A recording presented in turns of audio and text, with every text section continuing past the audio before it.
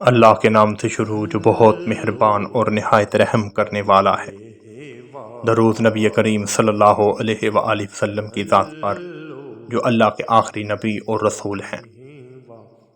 جنگ بدر اسلام کی پہلی جنگ اور 313 کا عظیم لشکر 3 ہجری 17 رمضان المبارک مقام بدر میں تاریخ اسلام کا وہ عظیم اور شان یادگار دن ہے جب اسلام اور کفر کے درمیان پہلی فیصلہ کن جنگ لڑی گئی، جس میں کفار قریش کی طاقت کا گھمنڈ خاک میں ملنے کے ساتھ اللہ کے مٹھی بھر نام لیوا ابدی طاقت اور رشک زمانہ غلبہ نصیب ہوا، جس پر آج تک مسلمان فخر کا اظہار کرتے ہیں۔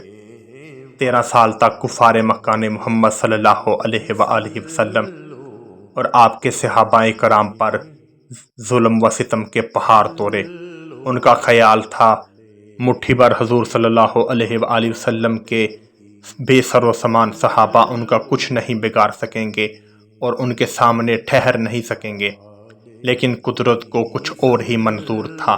اللہ تعالیٰ کی خاص فتح و نصرت سے 313 مسلمانوں نے اپنے سے 3 گنا بڑے لشکر کو تباہ و برباد کر رکھ دیا اور ان کے سارے عزائم خاک میں ملا دیے اور ان کو بھاگنے پر مجبور کر دیا۔ دعائے رسول صلی اللہ علیہ وآلہ وسلم اور جذبہ ایمانی سے 70 کافر واصل جہنم ہوئے۔ 14 صحابہ کرام رضی اللہ تعالی عنہ نے شہادت پائی۔ اس دن حضور نبی کریم صلی اللہ علیہ وآلہ وسلم نے یہ دعا فرمائی تھی۔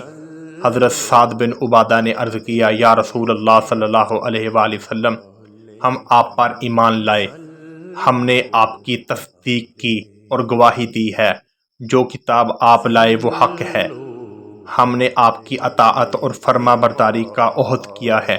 یا رسول اللہ، جس طرف جانے کا حکم دیں ہم میں سے کوئی ایک بھی اس سے پیچھے نہیں ہٹے گا۔ حضرت مقداد نے عرض کیا، ہم موسیٰ علیہ السلام کی امت کی طرح نہیں، ہم آپ کے دائیں اور بائیں اور آگے پیچھے آپ کے ساتھ لڑیں گے۔ غزوہ بدر میں ابو جہل، عتبہ، شیبہ سمیت کفار کے بڑے بڑے نامور سردار مارے گئے۔ کفار کے لشکر کے 70 لوگ واصل جہنم ہوئے اور 70 کو قیدی بنا لیا گیا۔ کفار کے غرور اور تکبر کو اللہ تعالیٰ نے ہمیشہ کے لیے خاک میں ملا دیا۔ اسلامی لشکر کے 14 سپاہی شہید ہوئے۔ یا الہی، غزوہ بدر کے شہیدوں کا صدقہ ہماری مغفرت فرما، آمین یا رب العالمین۔